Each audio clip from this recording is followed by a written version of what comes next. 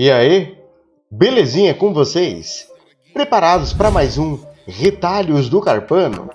Você sabia que Flor de Lis, segundo os depoimentos, tinha hábito de dar uma sova ungida na maioria dos seus filhos, inclusive aqueles que têm aparentemente 40 anos ou mais?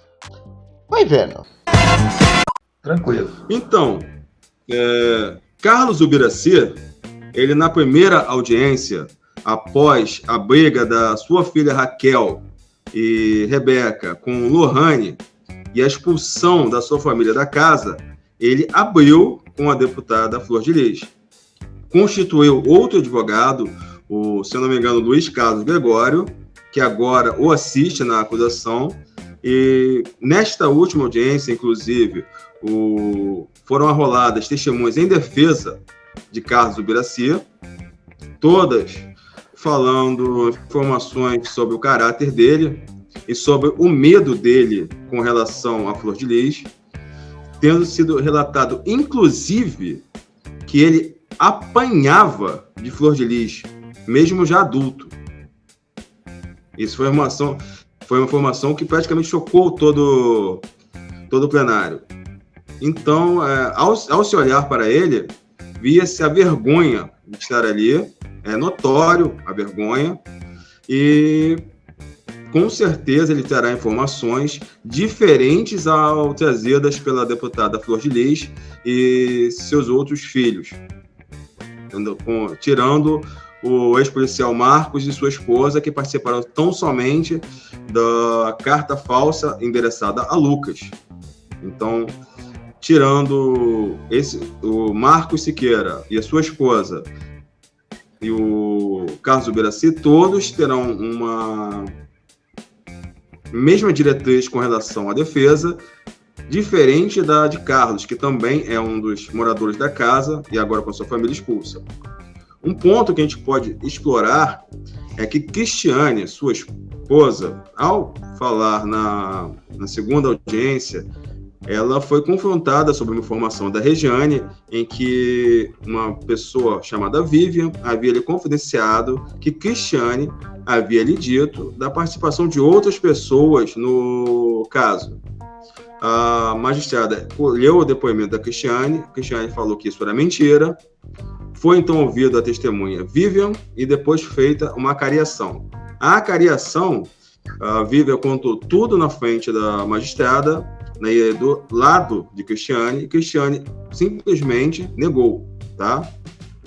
O que chama atenção é que após isso, houve o testemunho das filhas de Carlos Ubiraci, que corroborou com a informação de Vivian, confirmando as informações, deixando a esposa do pastor numa situação bem difícil, já que as próprias filhas a desmentiram. Isso é uma coisa que chama muito a atenção.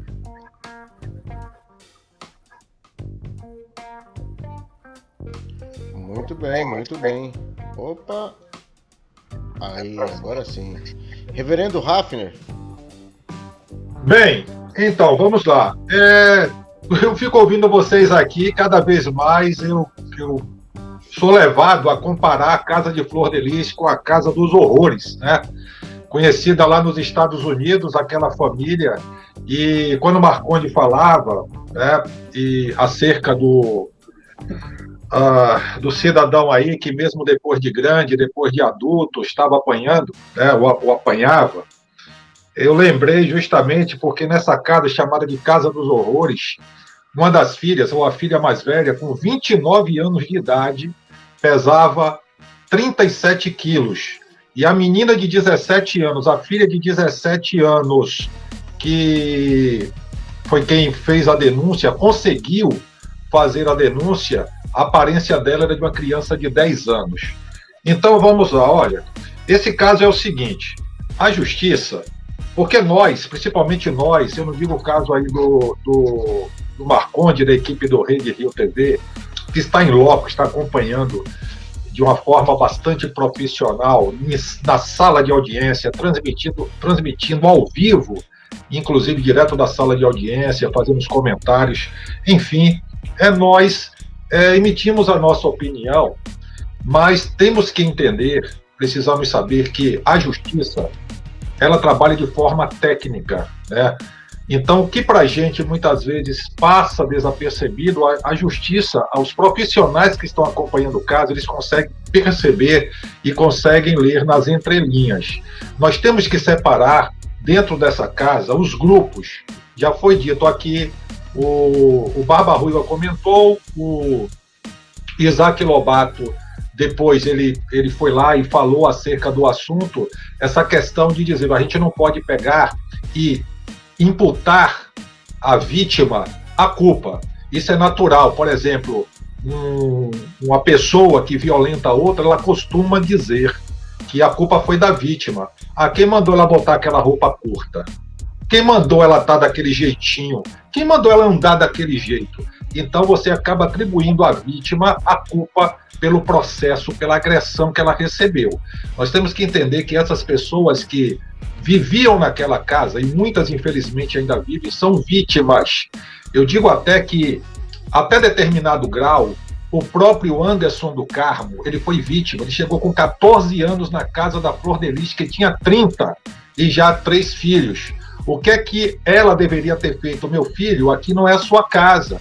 Você tem mãe, você tem pai, você tem irmã, então sua casa não é aqui. Mas ela não só acolheu na sua casa o Anderson do Carmo, como passou a dormir com ele, a ter conjunção carnal. Então, de certa forma, o Anderson do Carmo, que não era nenhum santinho, ele foi vítima também. Eu quero trazer aqui para vocês uma informação. Eu poderia falar, por exemplo, na questão da dependência emocional. Depois vocês dêem uma pesquisada do que é dependência emocional. E falo sempre também acerca da síndrome de Estocolmo, né, de referência a um sequestro, assalto a banco que teve Estocolmo, capital da Suécia. Eu não vou entrar nesse mérito. Eu vou apenas ler aqui, eu preciso ler para que não deixe escapar nada, o que é a síndrome de Estocolmo. E a gente vai ver que muitas dessas pessoas, que inclusive estão sendo ouvidas, elas podem sofrer dessa síndrome. Se não, vejamos, olha lá. Síndrome de Estocolmo é o nome normalmente dado a um estado psicológico particular em que uma pessoa submetida a um tempo prolongado de intimidação passa a ter simpatia e até mesmo amor ou amizade pelo seu agressor. De um ponto de vista psicanalítico, pessoas que possam ter desenvolvido ao longo de experiências na infância com seus familiares ou cuidadores, né, alguns traços de caráter sádico ou masoquista implícito em sua personalidade, podem, em certas circunstâncias de abuso, desenvolver sentimentos de afeto e apego dirigidos a agressores, sequestradores ou qualquer perfil que se encaixe no quadro geral correspondente à síndrome de Estocolmo.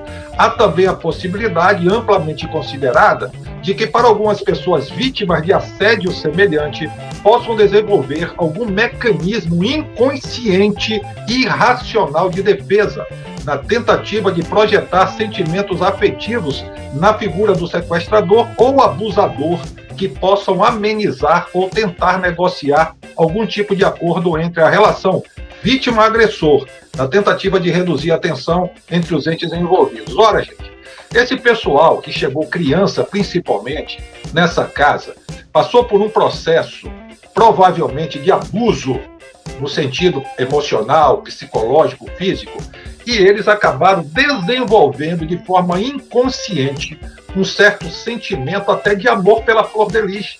E talvez essa blindagem que alguns façam em seus depoimentos, não entregando o que realmente acontecia naquela casa, é por conta disso. Então, a gente não pode, precisamos ter muito cuidado ao atribuirmos a culpa, ao nivelarmos que todo mundo é igual à Flor de Lis. Ela é a principal responsável por essa lama toda que está aí. Então tem que ser dividido, até para que as penas que forem imputadas, as penas que forem, digamos assim, após o julgamento, obviamente, as penas que forem atribuídas a cada um, seja de forma justa, né? A Flor de Lis, segundo depoimentos, segundo o que está sendo dito, que está vindo à tona, ela tem que responder pelos atos dela. E temos que separar quem está falando o quê e por quê. Está defendendo Flor de Lis? Por que está defendendo?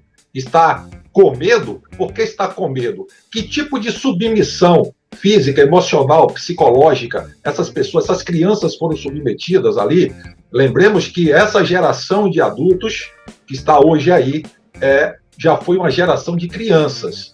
Muitos chegaram no máximo da adolescência, com exceção de alguns, de uma pequena minoria. Então a gente tem que ter toda essa responsabilidade, confiar na justiça, que a justiça ela vai separar quem é quem e o que atribuir a quem, né? E essa presença do Rede Rio TV lá em loco é muito importante para trazer essas informações para a gente. E lembrando que cada ser humano tem uma forma de reagir. Tem ser humano que, diante de circunstâncias adversas, de estresse, de nervosismo, tem gente que chora, tem gente que manifesta arrogância, tem gente que começa a tremer, tem gente que começa a rir, né? Então, cada um tem um tipo de reação quando deparado com determinada circunstância. Então, claro que em um julgamento, que não é o caso, tá? Audiência de instrução não é julgamento, não é tribunal do júri, como o Marcondes sempre fala. As pessoas estão ali, inclusive, boa parte, como informantes. Então, assim, é natural que a pessoa esboce ou que a pessoa manifeste, ou as pessoas manifestem, a um determinado tipo de reação de acordo com a formação de cada uma. Tem gente que vai travar, que vai, justamente pelas condições que eu já elenquei, a pessoa não vai falar nada contra a Flor de Lis, porque de forma inconsciente ela ama a Flor de Lis de uma forma que ela não sabe explicar. Ela ama, ela se adaptou àquele tipo de situação, e ela considera dentro dela que aquilo é normal, aquela questão do padrão de normalidade. O que é normal para mim pode não ser normal para você e vice-versa. Então as pessoas, não, a gente não viu nada demais, o que ela fez foi lícito, o que ela fez é plausível, o que ela fez era para ter feito. Outras partes que são mais conscientes, então cada um.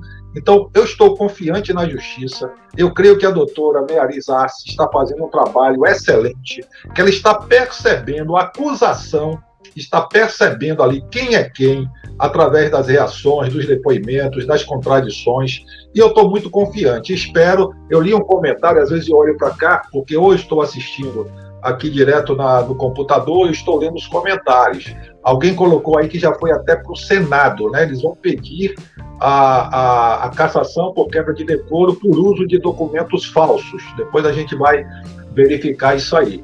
Então, eu estou animado, eu estou otimista, estou acreditando que a Flor de Lis será cassada, que ela será presa preventivamente, e que essa equipe que está aí, incluindo a doutora Arce, a Mearis Arce, a equipe da acusação também, está fazendo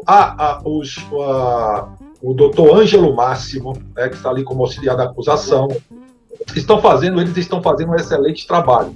Eu estou confiando, por incrível que pareça, é Brasil, mas o Brasil tem muita coisa boa, gente. Problemas tem aqui na Europa também. Não pense que país fora, tudo maravilha, que não é.